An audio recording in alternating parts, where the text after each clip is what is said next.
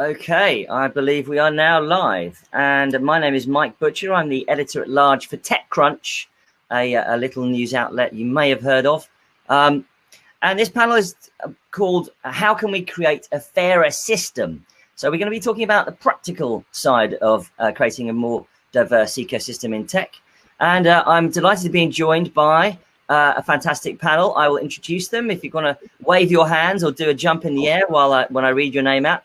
Nikita, Thrakrar, who is the co-founder and director at Included VC, the first of its kind global VC fellowship for individuals from diverse communities which are often overlooked or excluded.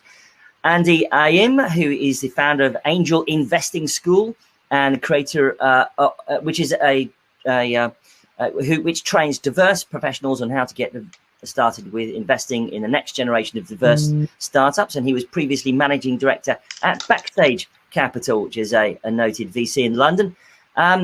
Ines, I'm sorry, I think, is Ines here? I'm here. Yeah. Yes, there are. Ines is here. Ines, I'm going to mangle your last name. Streimelweger. Streimelweger. But Ines is fine. Ines, anyway, is investment manager with CREANDUM, which is a VC we write about a lot on TechCrunch. It's invested in companies like Spotify, iZettle, and Trade Republic. And her investment focus is drawing on her prior professional experiences as chief of staff and venture builder at BCG Digital Ventures and Rocket Internet, which is a very, very well-known organization. Now, lastly, we have Bruno Moraes, who's the country manager of Wayra UK, and he's working to find great startups and connect them to Telefonica. And he's got a lot of experience working as an entrepreneur, investor, and working with the telecoms industry. So without further ado, you no longer have to introduce yourselves because I've done all that hard work for you. And we want to do some actual sort of talking about what can we do that is absolutely genuinely, real hardcore work in creating a better, a more diverse ecosystem, and particularly Black and brown founders. Can I turn to you first, Bruno? I'm sure you've got a few ideas on this subject. What do you think are the big issues that we need to address to make a fairer system? So thank you, Mike. Well, one of the big issues, and as we just discussed in the previous panel, is that networks are still extremely important. And unfortunately, given the status quo and the situation we have now, this can create a vicious circle. That is, it can be hard to break, right? But we also learned in the previous panel that while it's difficult to raise money for everyone, and there are like several additional issues for minority founders, investors don't want to miss any good deals, right? So this makes important to break this network vicious cycle that exists, but it gives us hope that this can be done, right? Events like this today, I think they help tremendously by both creating the awareness and promoting the change, but also by allowing entrepreneurs from a minority background to meet investors and meet corporates, right? Something else that can be done, and I think it addresses again the networking point, is that by building more diverse teams inside the VCs and also in the startups, we just kind of expand this the networks that can be created, and we turn them and we make them more inclusive.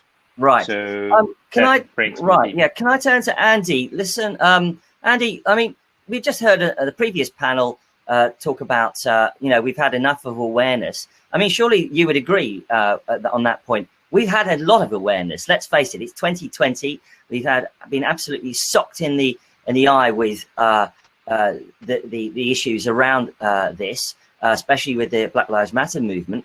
Have we had enough of awareness? Isn't it time to just do the work now, Andy? Absolutely. And for me, I think it comes down to this simple concept of money is power. And, if we think back to shareholder value, it really comes in terms of the limited partners that fund VCs and want returns, but actually should be asking for more than that.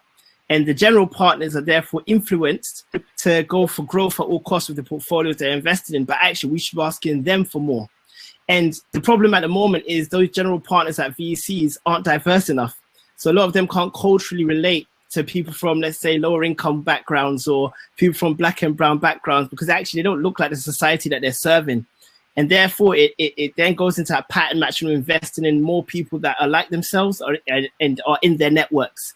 So we're actually like going through this vicious cycle, which is self-perpetuating until we change where that power is led. And that's why with the Angel Investing School, we're training a diverse range of angel investors, because actually they influence that first round of money that a lot of startups raise. Right. And Nikita, you're doing some work that included VC on this subject. How are you approaching it? So something I really want to talk about is kind of collaboration. So yes, it's great that funds, GPs, LPs do something. It's actionable, yes. But the crux of it is, why are people not doing, or organizations doing more together? So everyone has their own brand, they have their own PR, they have their own looking good. But actually, Ines, I can say this, that CREANDUM is working with another 10 organizations to say, we're going to start to change things for the next 10 years. So I think collaboration is a big thing that we're doing at Included, which is why it's different and why hopefully it will sustain itself in the next 10 years. And two is it's long term. Something we all talk about is awareness today, inclusion. So yes, a week is great, a month is great, a year is great. But what are you going to do 2 years, 5 years? What are the goals there? And I think if we do that, so we collaborate and have actionable long-term goals, then it will change. Because otherwise, like Andy said, we're just self-perpetuating every 6 months. Nothing's changing. Oh, nothing's changing, right? And it's going to take 7 to 10 years. Ines, you got a nice warm intro there from Nikita about your CREANDUM's collaboration platform. First of all, tell us what it is. Tell us what you've learnt, and tell us how it could be reproduced. Yes. So Mike, first of all, thank you very much for hosting this panel today. Thank you, Nikita, for the very warm introduction. I think this is actually a strong credit to her. What Nikita has actually, together with Notion and a lot of others partners, built is a very strong brand and platform for a diverse set of individuals that maybe wouldn't have the easy way into venture to apply for the program. And through the program, I think it's 12 months, you get a lot of content, but you also get a lot of contacts and exposure to VCs. And these are individuals from all corners of the world with all sorts of backgrounds that have actually, and I think this is the interesting bit, come to be part of it through a very, I'd say, different type of recruitment process. So you apply, but the people evaluating your answers and replies, they don't know who you are, what experiences you bring, but they score you on the quality of answers that you submit. And even in the interview process, like, it's very content based and not based on strong signals of the universities you went to.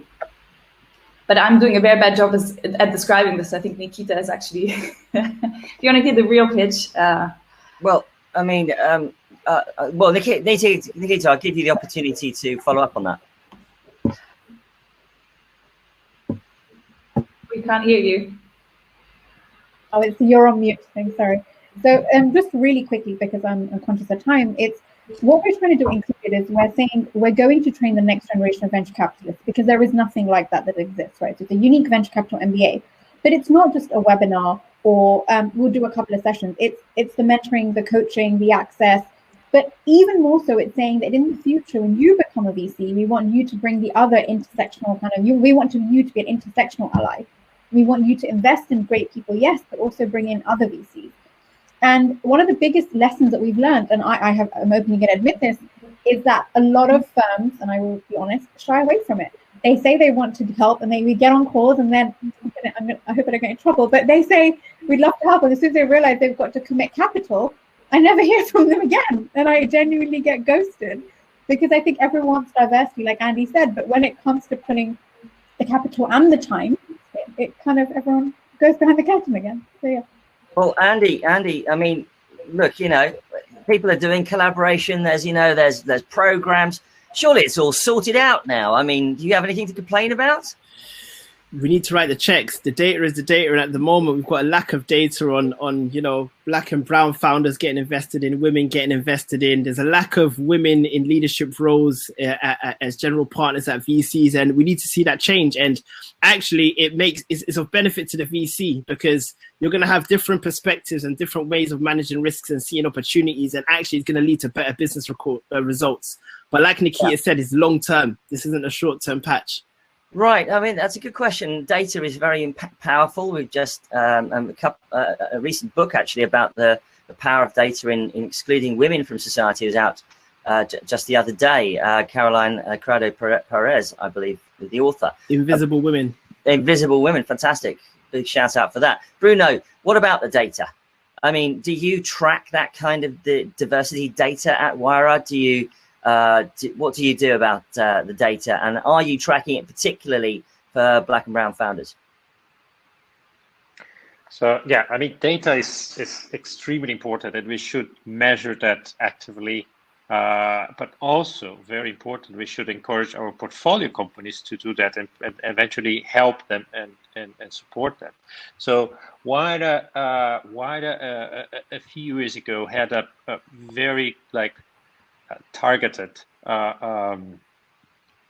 objective of bringing more female founders, and we start tracking that data. And recently, as of last week, we were looking at the results of that, and then we saw that we have actually better results in terms of returning, in terms of the startups that are still active. So I think one thing that prevents many of us of tracking that data is that a lot of investors, probably most of the investors, will look quite bad on that data. I think we don't have to hide it or to be ashamed of it if we do that, but use that data to leverage and I mean, what gets tracked, gets measured, gets done.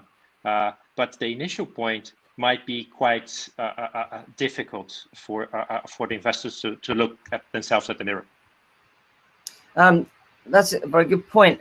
Ines, what are you doing? There's been a question asked actually in the chat room about the fact that cash injection is all very well, but certainly at early stage, founders are all about mentorship, about access to networks. Ines, don't you think that the problem, especially amongst the VCs, is this problem of the warm intro?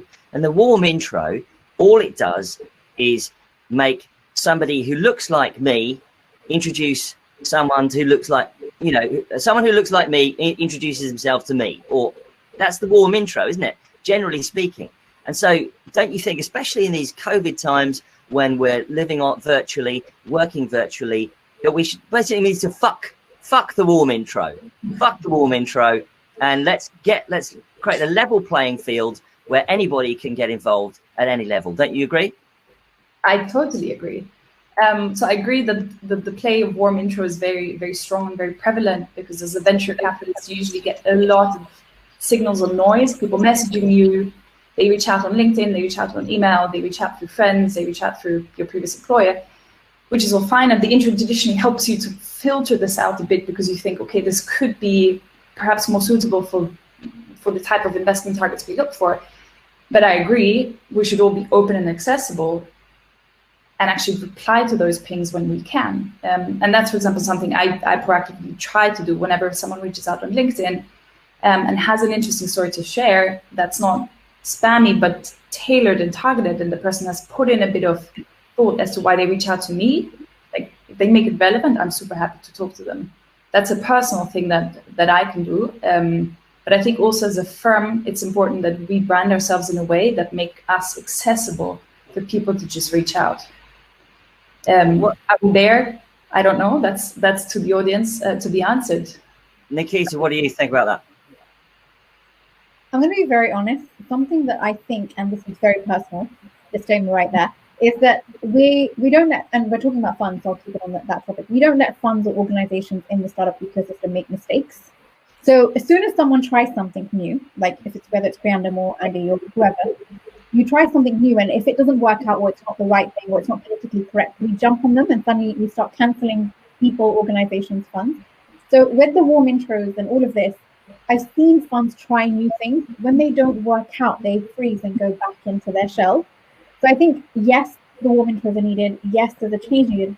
But yes, there's also accountability in that it's okay to try things and it's okay for them not to work out.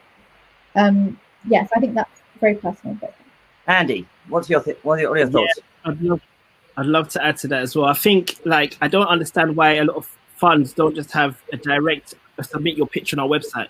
They're getting paid. They've raised their fund and they're getting paid for the next 5 years to look at as many great deals as possible and to make sure they don't miss out on good deals. So you're meant to look through deals. So I don't understand why funds feel like, oh, we're going to get inundated. We can't let people submit pitch decks through our website, or we're going to get flooded and it's going to be hard to see the quality. And there's this myth that if someone applies directly and not come through a warm intro, they haven't been qualified. And we need to put that hypothesis to the test. And I think funds need to be more courageous in testing that hypothesis out. That's a very good point. Bruno, are you going to lower the boundaries to entry, the obstacles to entry into Wayra? How are you going to do that? So we have open calls for all our programs. So I mean, all entrepreneurs are welcome to submit their pitches, and we all we analyze all of them. So that's a characteristic of Wayra, and it's always open and accessible to all. I think, but that said, and I think that's a good thing. I think we are not. I mean, we'll still have warm intros in 5 years, and we'll still have warm intros in 10 years. We are not getting rid of them. I think we can bring other elements to like the open calls to create new avenues and new entry points. But I also think that by creating a more diverse team, and that's something that we actively pursue at Wayra, you can expand the people that can get warm intros, right? It will, I mean, in a fund, it will take time so that, I mean, these people grow inside the fund, but you can very quickly increase the diversity of your team, and then you expand the access to your warm intros. There's just one thought I would like to quickly add, which is we are also very open, but it's a lot about the pipeline, right? You can only invest in a diverse set of founders if you have them in front of you. And the number of teams I've spoken to, there have been very few females and very few people from a more diverse background. So I think we actually need to start much earlier with education and the role models that have been mentioned before that inspire a lot more people to actually go out. But Nikita, isn't the case that many investors are starting to use algorithms in their pipeline? They are pulling in big data about founders and startups using things like the Crunchbase API, etc. And they are using algorithms basically to do this. And they're not necessarily reaching out to people who have come from more diverse backgrounds, because these algorithms are written by pasty white male men like me. And the algorithms are starting to control things. Isn't that going to be a big issue going forward? So I'm really glad you just put the nail on the head and you said it out loud. It is, and a fund I'm not going to mention did this. They tried the algorithms, and then I said to them, I said, can you let me look at your data privately? I won't tell anyone. Can I see all the deals that you let through? And it was all white men. I wasn't going to say it. But that's where I think people like Andy come in, or I come in, or people like us. It's okay to reach out and say, can you help us? And did we do this right? And can we pull this? Yes, we spent money on it. It's not perfect. Do we pull it? And to add to Ines' kind of point, I truly, truly believe that you have to, so just a quick one really quickly. On Included VC, we had to find people that wouldn't find us, and algorithms weren't going to help us. So we actually actively reached out to Andy and then to someone else to say, you don't know us, but we want to work with you. And so I think algorithms are great, but why don't we as a concerted effort say, we know a fund that's done this well with data, algorithms, whatever that may mean. Let me ask them, can they help us? Andy, sorry, I cut you off. Say that again. No, I was going to say the end being let funds talk to each other. Yes, you're going for deal flow, but if we want to make this a better ecosystem, you've got to talk to each other and help each other out. Yeah. Andy, I know you're very passionate about the data issue. Yeah, the things that a lot of people don't realize is that these algorithms are created by humans and their biases get programmed into these algorithms. So if they have a narrow data set, they produce a narrow set of results as a consequence of that. And as a product manager, I understand that very deeply, but a lot of people don't. So what happens is they're making decisions based on a narrow data set, because that historical data set that you're seeing on a Crunchbase or on an Angel List actually hasn't got the diverse populations we're talking about. So you're making decisions based on a data set that actually isn't broad enough to make that informed opinion on. Another thing I think VCs need to move away from is this marketing of like pitch office hours and then speaking to founders that are too early, and it turns into this education conversation. Broaden the education out, like what Ines mentioned, and just create content to educate people so that they can get to your stage of the pipeline at the right time and have the conversation with you. Yeah. Well, that's very good points, and I think we're in the closing couple of minutes we have left. I just wanted to say, that we've covered the power of collaboration, the power of networks, the power of data. We've agreed that we should fuck the warm intro. That's over. And so finally, I want to hear from you, each of you, starting with Bruno.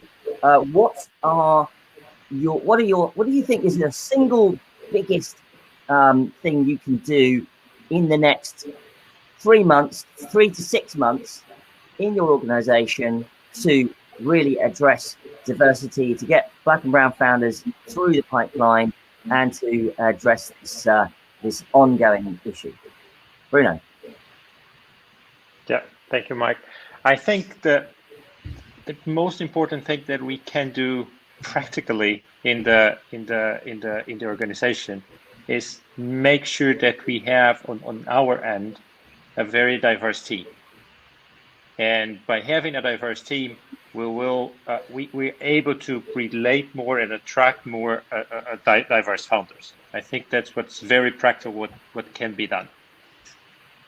Okay, Ines. So in addition to the team, I would say we started actually tracking the diversity of the types of founders we speak to, but I think there's more that can be done. We started with gender, and I think there's a lot more room for improvement, and that's something we can definitely start doing as of today.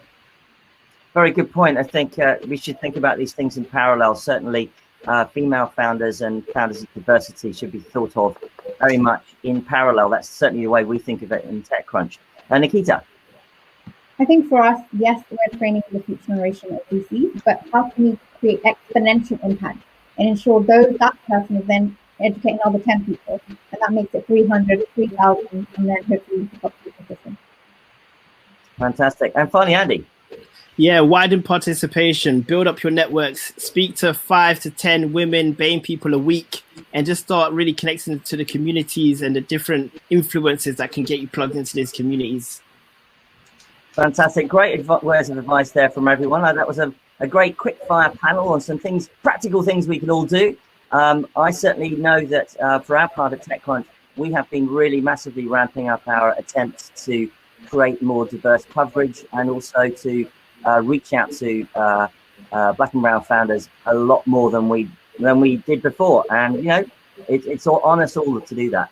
Ladies and gentlemen, I want to thank Bruno Moraes from Wayra UK, from Nikita Thrakrar from Included VC, Ines Streimelweger from CREANDUM, I'm sorry I said that probably wrong, and Andy Ayim from Angel Investing School. And finally from me, Mike Butcher from TechCrunch.